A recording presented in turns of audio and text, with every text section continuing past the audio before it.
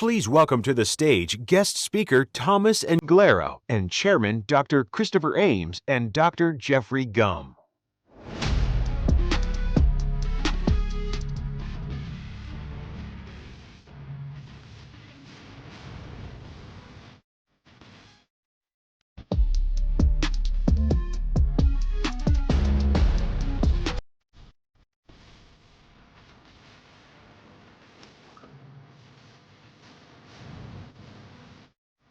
Well, it's my sincere pleasure to welcome Thomas Anglero to the stage. He did a great job last night. The cranial team was bragging about him, and I told him it's a spine night tonight, so he needs to speak at a slightly higher level because the spine surgeons are here, not the brain surgeons tonight. So Thomas has had a great experience in the startup world, in big data. I think published a book in AI in 2022, and also captained the championship basketball team, I believe. Is that right? Keep on going. Keep on going. So I think it would be best, actually, because your background in data is so detailed and long, that you tell us a little bit about how you got so involved in data and how it became a passion of yours, and to the point that now you're so sought after to give talks on data. Before we dive into it, so maybe a little background on yourself would be great. Should we sit down? Yeah, let's sit down. That's it. I feel like I'm in Broadway doing a show. So the answer is real simple. How I got into data was, as most of the men would understand, I fell in love with a 6-foot blonde. That's the short answer. So I was working as a mechanical engineer in New York City, and I started dating a Norwegian woman. We're now married, kids, and all that stuff. Anyway, as all Norwegian women do, they love their country. She moved back to Norway. We had a long-distance relationship. It was $15 a minute to call Norway back then. That's a lot of money. And this could be very long, but I'll keep it short. Anyway, because I wanted to save money and because I wanted to stay in touch with the woman that I love, one of my first claims to fame was that I'm the 10th person in the world ever to use the internet as a phone call. And that started me on this whole nerd IT data thing. And I was just an engineer that played with natural gas pipes in Brooklyn. So 6-foot blondes is the reason why I am where I am today. I'm just honest about it. You know? It's a good reason. Yeah, I think Jeff and I are going to stay quiet on that, but we can probably both understand that. Yeah. So let me ask you, as you envision the future of healthcare, being such an expert in AI, and machine learning, and those are terms that are just thrown around so routinely these days. Way too much. Yeah, give us your perspective on how we can leverage those tools, because they're basically statistical tools, to optimize the care of our patients. And what do you think are the biggest barriers, the biggest opportunities and the biggest barriers? Yeah. So listening to being here the last day and a half, 2 days, I got so much input from the inferior surgeons that were here the last day and a half. Does that make you feel better? Yeah, I know you had to speak at a slightly lower level for the... I don't understand what's going on between you guys, but I'll just I'm a roll neurosurgeon, so I can... If I get beat up in the hallways afterwards, I'm coming after you. So let me tell you the picture that I see, and I cannot do... you were brutal, by the way, to the last bunch of people, so you should be beat up in the hallway. They all got A's at the end. I hope I fail. And I'm being dead honest, because you want to fail. In your world, you can't fail because you're dealing with a human body, right? In our world, we don't want to know what the hell we're doing. We want to be blown away. For example, what's happening now is that the AI, if everybody knows about ChatGPT, everybody play with ChatGPT? Give me a yeah. Who has never touched ChatGPT? Say no. You can leave. I'm kidding. I'm nothing. Big hug. Google, so ChatGPT is the one that got most of the media attention. You know all about that. But then you have companies, and that's run by a startup company called OpenAI. But then you have Google, who's in the race, right? And they have theirs called Gemini. And then Apple's coming out with theirs. Facebook has theirs. So the example I used yesterday, but I think is relevant, is that Google Gemini, which was called Google Bard, they launched Google Gemini 2 weeks ago, version 1.0, and it was better than ChatGPT. And they said version 1.5 will be ready in 1 year. It's going to be fantastic. 2 nights ago, they launched version 1.5. Google? They had no idea that they could do it in 2 weeks. Why? Because the damn AI is writing its own code. It's going at an accelerated rate that we have no idea what's going on. It is doing things that we cannot predict. So that's why I hope I fail. We are failing all the time because we're succeeding at creating something that is, I won't say it has a mind of its own, but it is accelerating at a rate that we don't even comprehend. Yeah. Yesterday we talked about the IBM competition where the computer played against the Chinese game Go. Was it? Is it Go? Right? Yeah. And there's a famous move. Anybody ever play Go? Anybody know this story? So there's a famous move in Go, and the IBM machine played against the Chinese, the world champion Chinese, doesn't matter. And it was move, I think it was 37, that the computer did. And in the history of the game Go, no one's ever done that move. And that move, the announcer said that move was alien. Everybody freaked out saying, what was that move? We've never seen that move before. And it was a defining move. When the competition was over and the machine beat the human being, they went to the developers and they said, what did you do? Because at that time, this story was 5 years ago, at that time, AI, what we did with AI, we gave it all the historical information. These are all the moves human beings have ever done, so that AI should only duplicate or replicate. Move 37 was a move that it was never taught. That's where we are today. It is super exciting. Now to get to your point, just give me some background context. For surgeons and what do I see, I'm so excited for you, so I hope you guys get excited. I was going to say a joke about the guys yesterday, but they were really cool because a whole bunch of them are here. So what's really exciting is everybody's familiar with the Apple headset, right? How many people have it? How many people bought it for their kids? Who are the great papas and mamas? Nobody, your worst parents I've ever seen in my life.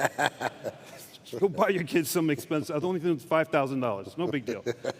So what's really exciting, when I was listening to the last panel, I was seeing this thought of, because one of them was saying, you know, I don't want all the data, I want the solution. So let me offer you this. With the Apple headset, what you can do is when you put the headset on, we can take all the knowledge of the best surgeons, all of you. If you spend time in training the headset, the software, we can replicate your knowledge and make you accessible to every surgeon in the world simultaneously. Wouldn't it be wonderful, on a Friday night, I don't know what you guys do on a Friday night, but I make believe that you guys are so dedicated Friday night. You guys are practicing at home? No? No. Yes? No. Okay, say yes to make me impressed, all right? No. Sure. She's like, hell no. Okay. Sure. So imagine, and this is going to one of the questions we asked, imagine putting the headset on, and as soon as you put it on, you have all the surgeons that you want to work with, and you can have a virtual patient, and at that moment, and I'm not saying they're online, they're offline, but it's been digitized. Your knowledge has been digitalized. And it doesn't matter that that one surgeon is Japanese and he only speaks Japanese. It can be translated into English. And you can work on that patient. And we could actually do that during a surgery where you have all the knowledge of all the best surgeons in the world, whether they're alive, they're dead, available to you at all time. It's almost like, anybody seen Pinocchio and that little Jiminy Cricket? Everybody remember Jiminy Cricket? Yeah.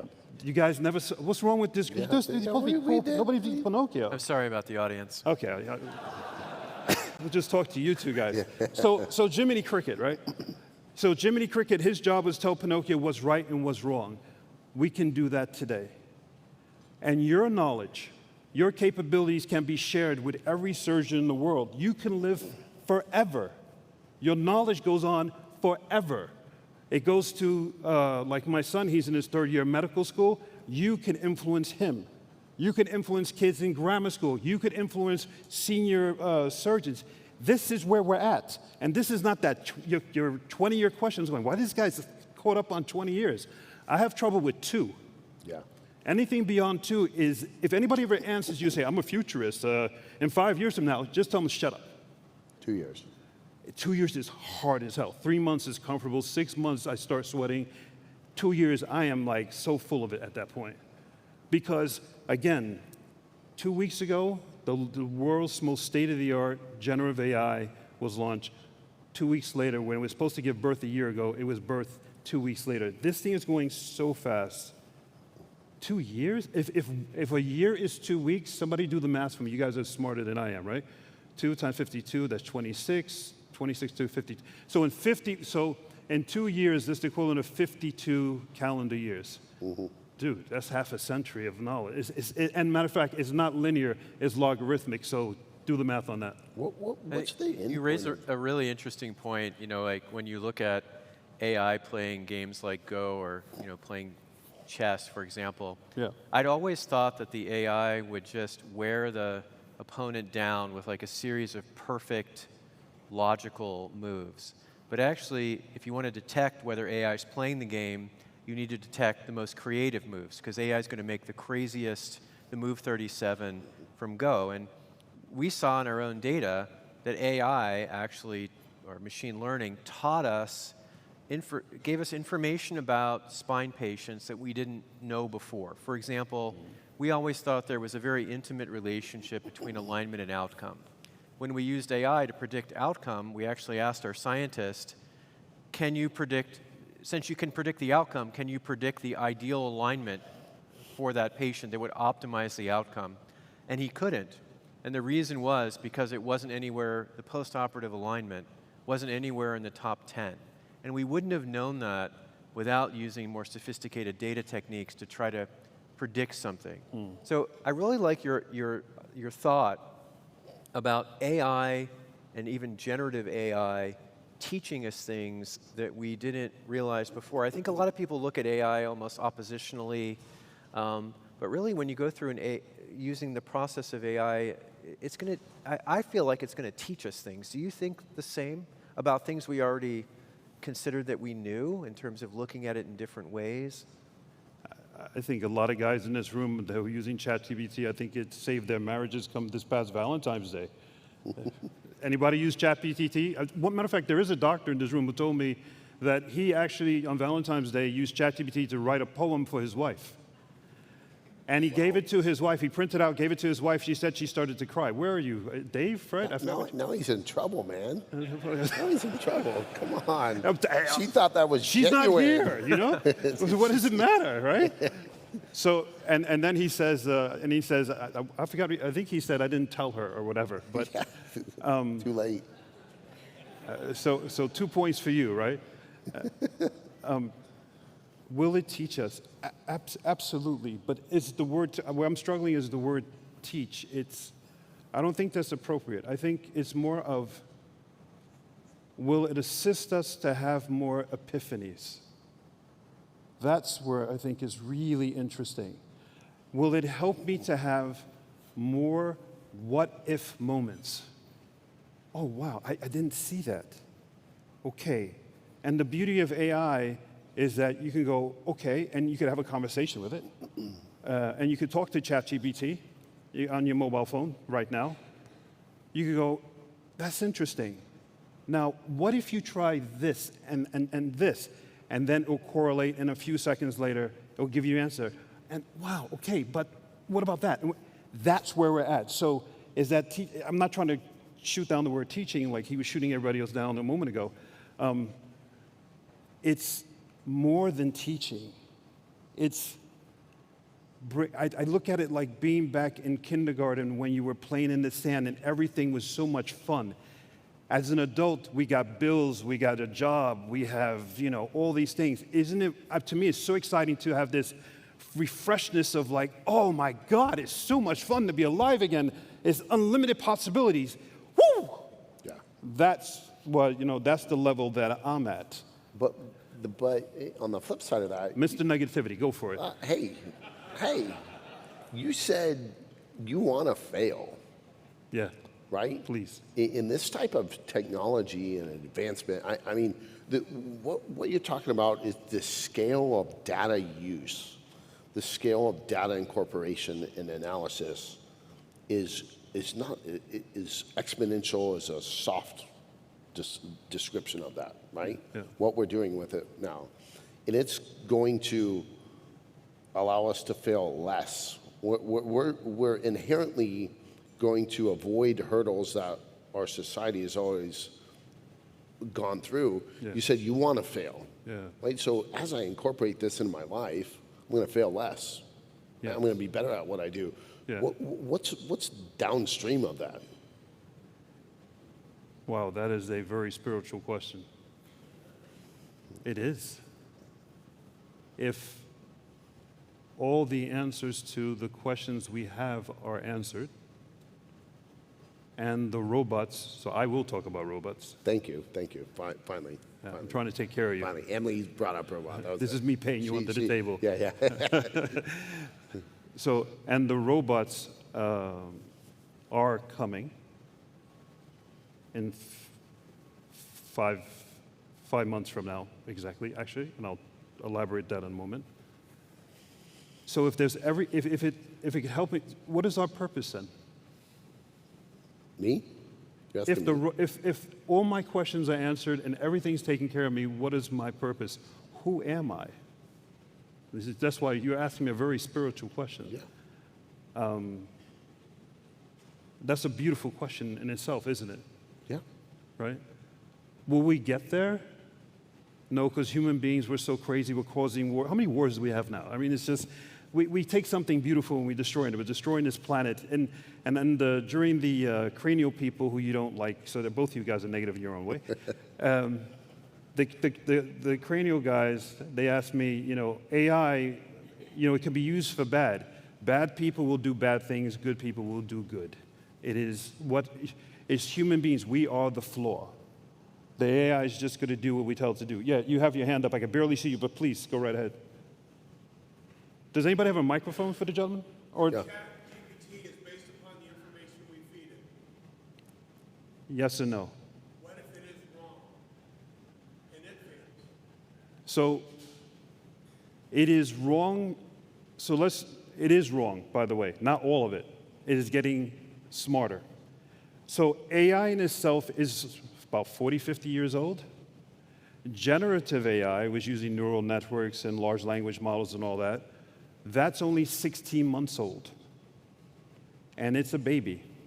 And it's learning, and it's getting smarter. What's amazing about the announcement 2 nights ago with Google Gemini version 1.5, they now said that they are pretty confident that it's correct 88% of the time. When 1.0 was launched, they were at 70. That's insane. It's getting better, extremely fast. Is it based on the information we give it? Yes, but it's correlating. It's like when you guys right now, what you're doing is you're listening, you have your own historical experience, you're listening to me, and you're going, okay, that's what the damn algorithm is doing, but we didn't tell it to do that. This is what's freaking us out, and we like it. And one of the scary things is, how just because you can, you shouldn't do, right? A lot of guys in college, just because you can, that was a joke. Go over you guys' I got head. it. But if you guys have fun in college, you know what I'm talking about. Just because the AI can do that, should we allow it to do that? We're approaching that precipice where we have that as a serious question and a dilemma. Is getting that advanced, that fast. It is wonderful because, to your point, society issues with sustainability, pollution, the forest, climate change, a lot of that, we're going to find new solutions that we never thought of before, and that's fantastic. Yep. But it's a slippery slope to other things as well, right? And human beings, we are so strange that we do weird things how many people have been in a perfect relationship and you just messed it all up? Raise your hand. Not one person's going to raise their hand. Look at you. Yeah, okay, right, exactly. This is the problem. We could have a perfect planet probably. I'm this optimist. But human beings, we are the flaw in the whole thing. Even if we get the perfect answer, we get it to 99.99%, somebody's going to do something stupid with it. Let me have you stay on that point. So, Go for it. if we have the best AI, Yeah. and the AI predictive accuracy is increases all the time. We get better, more and more data, better and better data. We can get really high predictive accuracy. Yeah. At least for the short term, before the AI and the machines take over, we're still trying to utilize that AI for the benefit of humans. Always, yeah. And so humans are limited by our own cognitive capacity, and yet we still have to process all the predictions that the AI can make. So for example, if you think about the simplest predictions, maybe they're financial predictions. You want to invest. It gives you all these different scenarios, and it can predict accurately.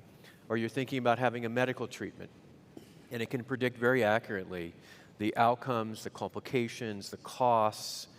How do we work with the human mind in the decision capacity, the decision science of it, so that humans are using the AI to make the best decisions, because we're still limited in our processing capacity. So if we can predict everything, but we still as humans have to decide what to do, how do we translate that into a decision science? I mean, Medtronic's trying to do it. They can predict everything, but how do the patients digest it to make the best choice for themselves?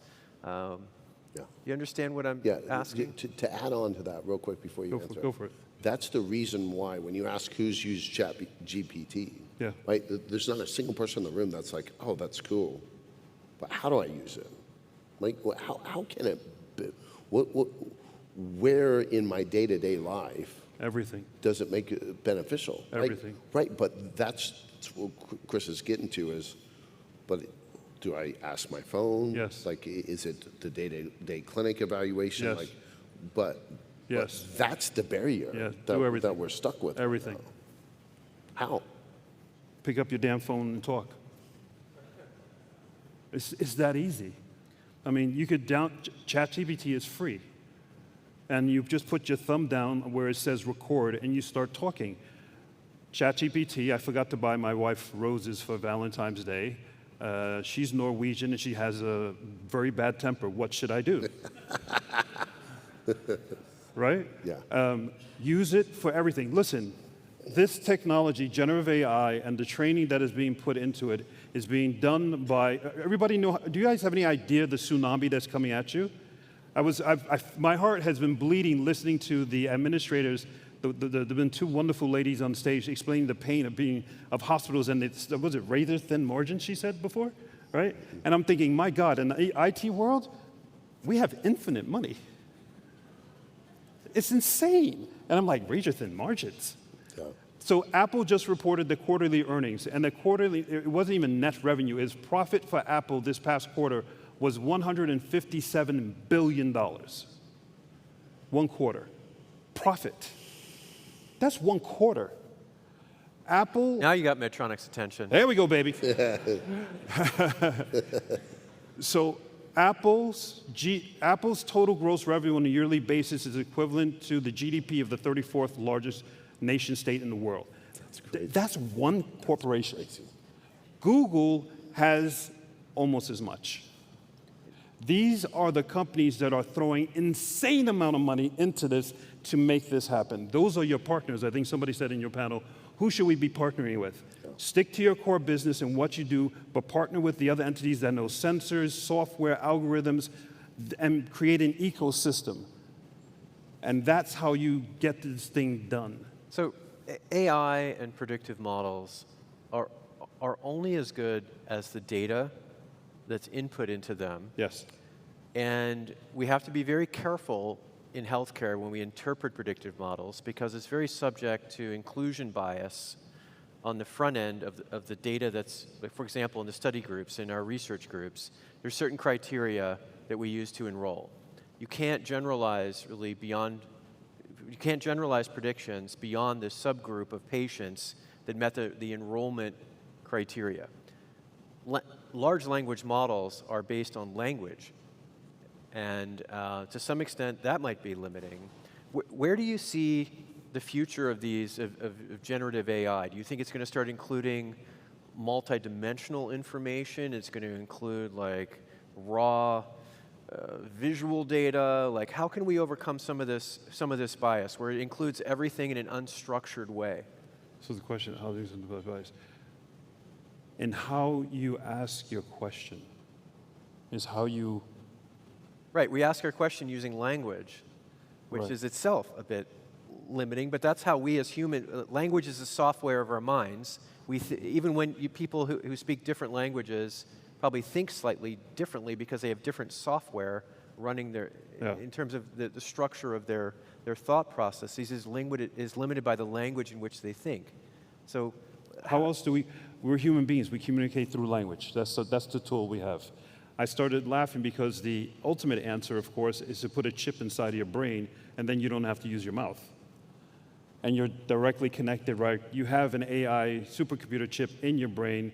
It has wireless or Bluetooth. Probably you want to use wireless so that you have maximum bandwidth capability, and you connect right into the neural network of Google's neural net, Facebook's neural net, Apple's neural net, all simultaneously. And as you think, you're connected to the hive mind. That's probably where you're going, but that's technically doable. But do you want to actually have a society of that? Great. Did we miss that yesterday? Is that what you guys? I'm sorry? Is that what you guys talked about yesterday with the cranial guys? Is that what we talked? We talked a little bit about that, yes. he was organizing the implant technology with the brain surgeons yesterday, I think. Yeah, that's what you guys started with. No, but I'm being honest. I mean, you guys know about Elon Musk's Neuralink, right? They make a big hype about everything. But they've opened it for that. You go to the webpage, put in your first name, last name, email address, and you get on the waiting list. It's here, right?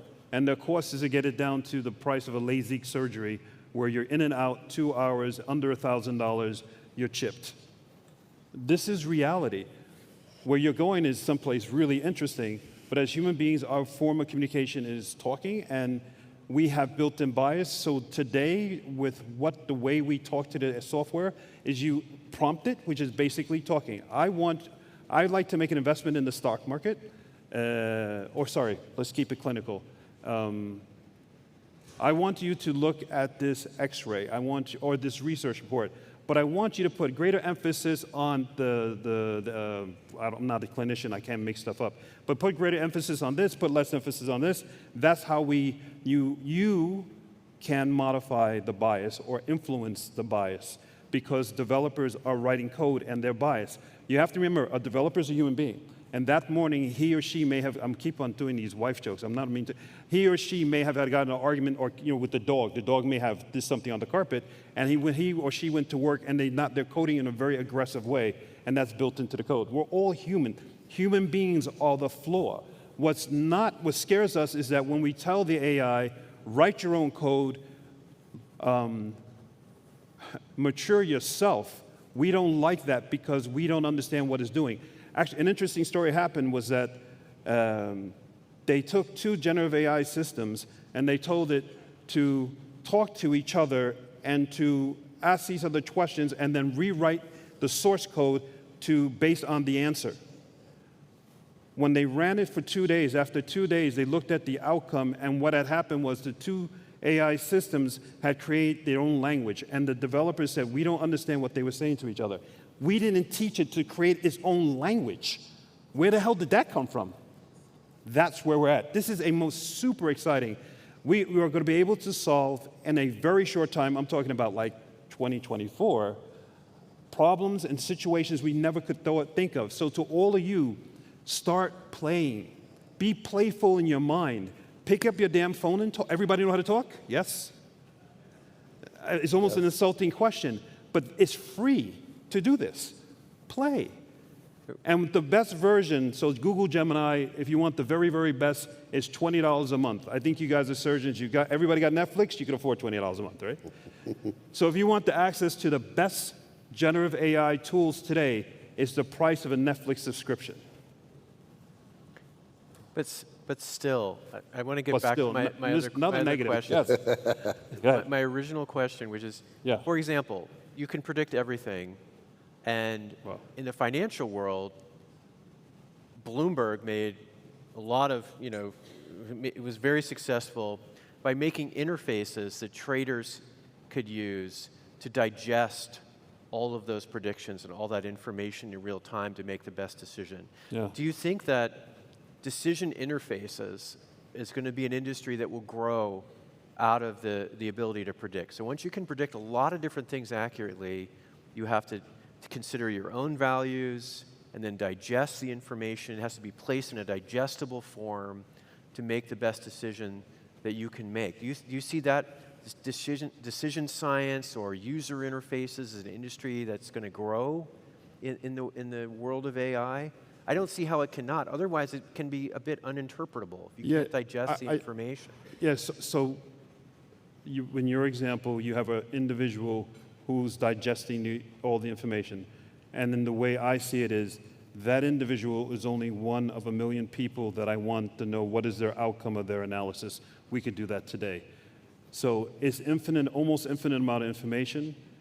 So Warren Buffett, I today, or you today, when you guys are done here, you could use ChatGPT or Google Gemini or Bard or whatever you want. You can say, I want you to analyze the S&P 500 for the last 3 months from a Warren Buffett perspective. What do you see? You could do that today. So what it does is really interesting. It will look at everything, every transaction, trade Warren Buffett has done. It will go back and it will read it has already read every single book, every single article, every single blog post Warren Buffett ever written. It will then simulate Warren Buffett's methodology, his attitude, his perspective. It will take all of that and then look with the S&P 500 for the last, since January 1st, and we'll analyze it, and then it will give you a conclusion. We could do that today, and that takes it about 15 seconds. And the thing is, I just gave in that example, that's Warren Buffett. You could say, I want to do Warren Buffett, and then what is his partner? Charlie somebody, Mogler, he passed away recently. Munger, thank you very much. He's an investor. And you could say, you could have a multitude of people, and you could get all of their perspectives now. And when you get that conclusion, you're not done. Interesting. Now I want you to blah, blah, blah, and you could go back and forth, back and forth. I call it iterations of innovation. What I'm talking about now, a lot of you are going, what is this guy talking about? Is this possible? What's the most amazing point is not only is possible, is that when you get that conclusion, you can ask a question, because remember, we're human beings. We always go, but what if? And a few seconds later, you have the next question, iterations of innovation, the level of innovation we're going to be at, or we are at. This is not future. You got a mobile phone, you have it with you. Where we're at now, we've never been here before. This is beyond exciting.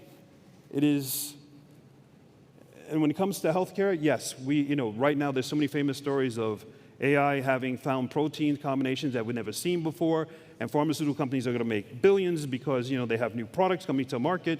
When I was with IBM several years ago, we had a solution where we guaranteed a pharmaceutical company we could take usually it took them 10 years from when they started researching or something when they brought a drug to market. We said we could take you from 10 years to 2. By the time we actually did our second project, we had it 10 years to 2 months. And that was a project from 4 years ago. I guess today we could do it in probably a week. It's just accelerating and accelerating and accelerating and accelerating. Just something I've always wondered is, I remember reading about the first, usages of AI probably 10 years ago in healthcare. Yeah. And yet today, we see a lot of, AI startups, AI companies, AI products that are starting to come through. I mean, I think the FDA is going to see 1,000 applications this year for AI-enabled, medical devices. But today, even in 2024, we don't touch AI that much. Lawyers. In our daily work as doctors and surgeons. Do you think it's the regulatory process? It's damn lawyers. You're so By that, do you mean the regulatory process, or do you mean practice, or what do you referring to? What I specifically mean is that the regulatory process that have been put in place by lawyers to protect individual rights, to protect the clinician, to protect, has gone way too far in that it is handcuffed innovation. Yes, last night I spoke about it, I'll speak again tonight, and that is in Western European countries, as well as North America, way over-regulated. You have GDPR, people's privacy rights, data that is created in a nation state cannot leave the nation state. So if data is AI's food, and that means your AI is only good as the data you have, and because of regulation, you can only use the data that your country generates, then which country has the biggest population? Shouldn't they have the best AI? Yes? Right? You guys, that's the way it works? Well, in Asia, China has no regulations whatsoever.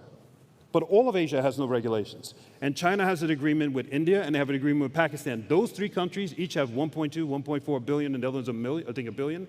They're able to take 3 billion people worth of data. As a person's crossing the street, the AI is watching them. As a person, matter of fact, I didn't talk about this last night, but on lampposts in certain cities in Asia, they actually have microphones. And they say they use that to triangulate when somebody shoots, they can triangulate where the bullet comes from. But what we actually found out was they're also using it when it's quiet enough, or even when it's noisy, they can filter out traffic. They're listening to you breathe. They're creating data files on your breath. They're able to distinguish who you are based on how you breathe when you cross the street.